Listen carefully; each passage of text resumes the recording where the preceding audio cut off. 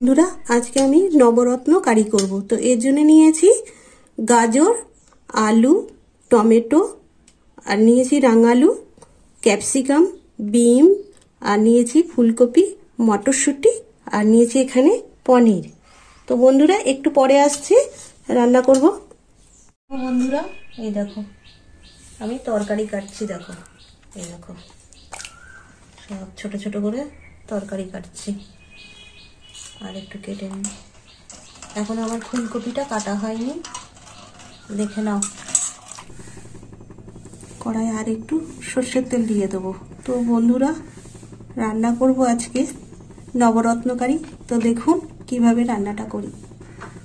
এই দেখুন বন্ধুরা, পনিরগুলো এইভাবে কেটে নিয়েছি, আর এতে আমি অল্প লবণ ছড়িয়ে দিয়েছি। এবার একটু মেখে নিচ্ছি। তেলটা গরম হচ্ছে, তেলটা গরম হলেই পনিরটা ভেজে নেব।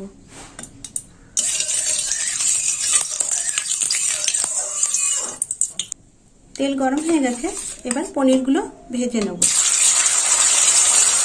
দিয়ে দিলাম পনির, সব একসঙ্গে ভেজে নেব।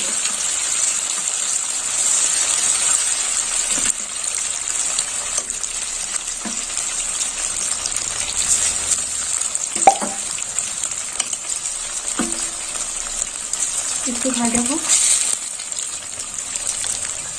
এবারে একটু পনিরগুলো উল্টে দেবো। দেখুন বন্ধুরা লাল লাল করে ভাজা হবে পনিরটা।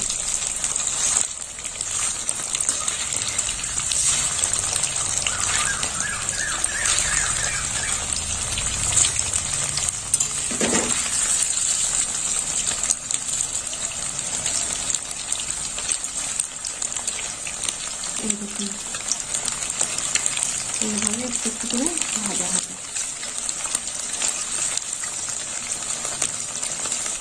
পনির ভাজা হয়ে গেছে বন্ধুরা, এবার পনিরটা তুলে নেব।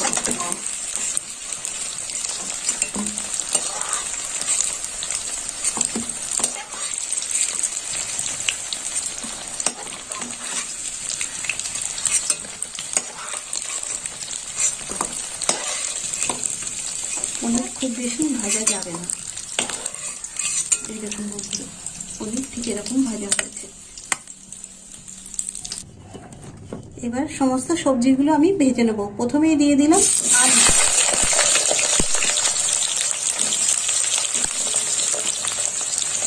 এরপর দিয়ে দেবো গাজর, আর দিয়ে দেবো ক্যাপসিকাম, বিনসগুলো দিয়ে দিলাম। এবার ক্যাপসিকামগুলো দিয়ে দেবো। সমস্ত সবজিগুলো একসাথে ভাজা হবে। এবার দিয়ে দেবো রাঙালু,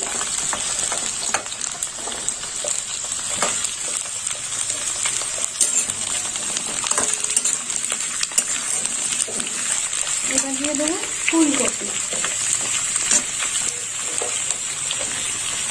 দেখুন বন্ধুরা ফুলকপিটা দিয়ে দিলাম। সমস্ত সবজি একসাথে ভেজে নেব।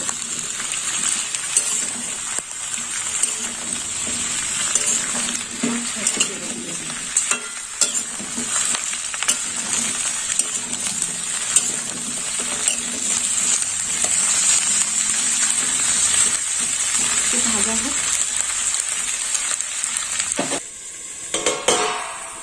দেখি কতদিন ভাজা হবে সবজিগুলো।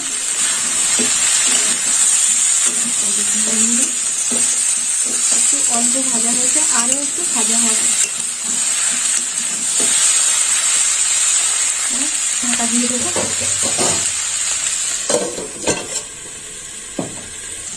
সবজি অনেকটা ভাজা হয়ে গেছে, এবার মটরশুঁটিগুলো দিয়ে দেবো। দিয়ে দিলাম মটরশুঁটি। মটরশুঁটি একটু সবজির সাথে ভেজে নেব।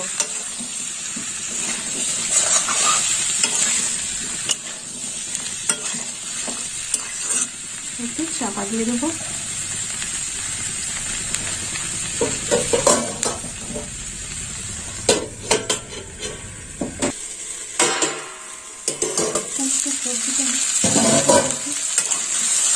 সবজিটা ভাজা হয়ে গেছে, এবার সবজিটা নামিয়ে নেব। এরকম বন্ধুরা সবজিটা এরকম ভাজা হয়ে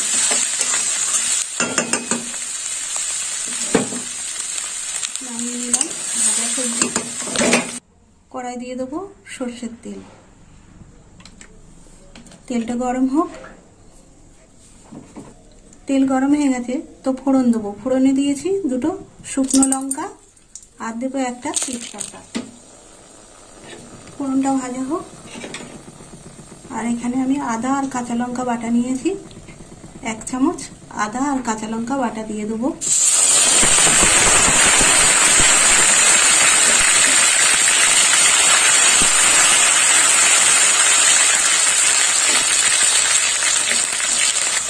আদা আর কাঁচা লঙ্কা বাটাটা একটু কষিয়ে নেব। আর এখানে নিয়েছি লঙ্কার গুঁড়ো, হলুদ গুঁড়ো। এবার একটু জল দিয়ে গুলে নেব।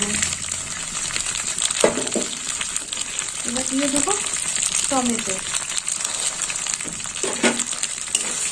টমেটোটা একটু কষা হবে এই মশলার সাথে। আর এই মশলাটা আমি ভালো করে গুলে নেব। এখানে 2 চামচ লঙ্কার গুঁড়ো নিয়েছি, 1/2 চামচ হলুদ গুঁড়ো নিয়েছি। বন্ধুরা এই দেখুন,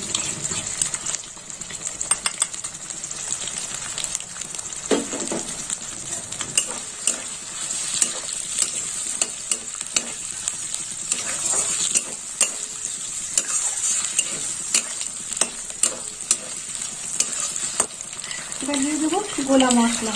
দিয়ে দিলাম গোলা মশলা।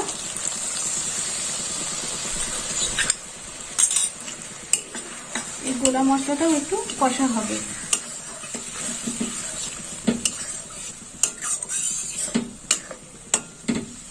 আস্তে আস্তে জোরে দিই। এবারে 1 চামচ মিষ্টি দিয়ে দেবো। দিয়ে দিলাম 1 চামচ মিষ্টি।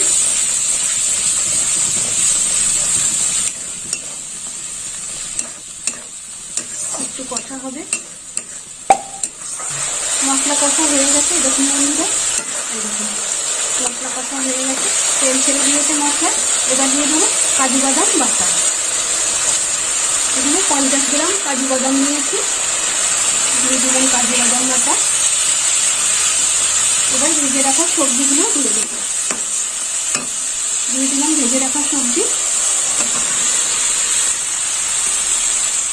এবার একটু নাড়িয়ে চাড়িয়ে নেবো সবজিগুলো, ভালো করে কষে দেবো।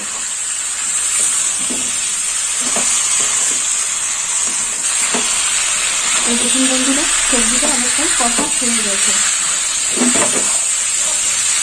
এবার লবণ দিয়ে দেবো। আর সবজি ভাজার সময় একটু লবণ ছড়িয়ে দিয়েছিলাম, দিয়ে দিলাম 1 চামচ লবণ।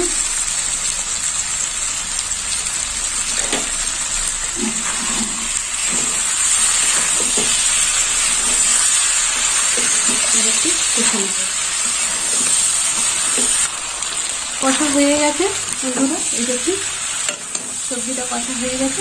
এবার দিয়ে দেবো ভেজে রাখা পনির। দিয়ে দিলাম ভেজে রাখা পনির। এবার পনির দেওয়ার পরে আর একটু কষে নেব।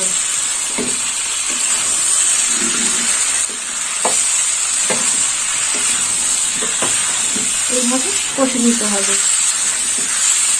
যত কষে তরকারির স্বাদও তত সুন্দর হবে।